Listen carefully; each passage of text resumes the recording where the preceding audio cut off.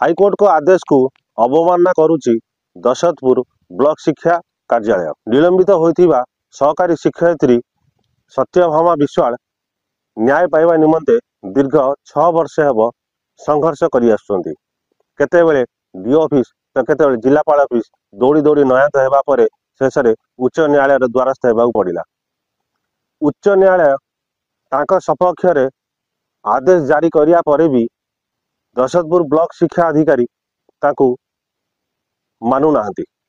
आम सहित शिक्षयित्री सत्यभामा विश्वाल आसंती। आसंतु तांको पचारि बुझिबा काहेकि एवं कौन पई तांको निलंबन करा जायतिला। सत्यभामा विश्वाल प्राइस स्कूल शिक्षयित्री थी। प्रधान शिक्षक अरुण कुमार साहू स्कूल को आसुवा अर्थ को हड़प करते मुझे विरोध कर मो पर से राग रखी मत असुविधा पकड़ चेष्टा करते। 2014 मसीह स्कूल को आसुवा चाउल को प्रधान शिक्षक अरुण कुमार साहू चोरी कर नहीं जाते गाँ लोक मैंने धरी थाना जिम्मा देते। 3,70,000 टका स्कूल को आसला कौन से कम न करी BO Gayadhar Nanda CRC Kanhucharan Jena ABO Rabinarayan Tripathy head clerk Sanjay Biswal मिसी हड़प करते। से विषय में मो स्वामी आरटीआई मागिबारु सी से मो विरुद्ध में कार्यानुष्ठान करने कौन असुविधा पकड़ा मत चेष्टा करते। 2018 मसीहा कौन गोटे अंडा केस रे मत फसैले मु कौन दोषी नु जानी मत फसै असुविधा पकड़े मुझे डीओ कति गली कलेक्टर कति गली एमाने कहीं बुझिले तेणु मुझे हाईकोर्ट आश्रय नेली। हाईकोर्ट ऑर्डर देला परे भी से जॉइन करा से स्कूल से कथा भी से शुणिले पुणी द्वितीय थर अपील कराला से कथा भी मानुना मत सस्पेंड कर बीओ गयाधर नंद हेड क्लर्क संजय विश्वाल बेसी दायी।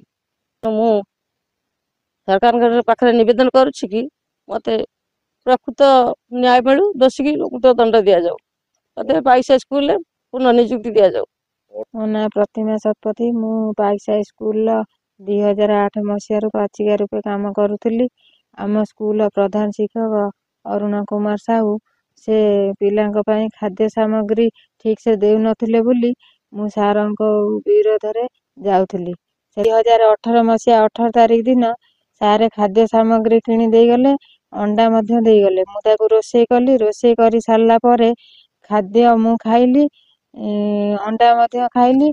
मो झील द्वितीय श्रेणी पढ़ला सी अंडा खाइला आम दुई जन देह खराब नथिला हठात किसी पिला तांको देह खराब हो गला मेडिकल नेले मेडिकल डॉक्टर कहले जे तांको देह ठीक अच्छी ओआरएस देके छाड़देले। स्कूल सत्यभामा दीदी सी अंडा दे नथिले तांको अंडा दिया जायछि बोली कहले मु जाई कोर्ट रे सार हेडमास्टर अरुण कुमार साहू अंडा देछन बोली जेमिति कहली सेति मते चाकरी विदा करदेले।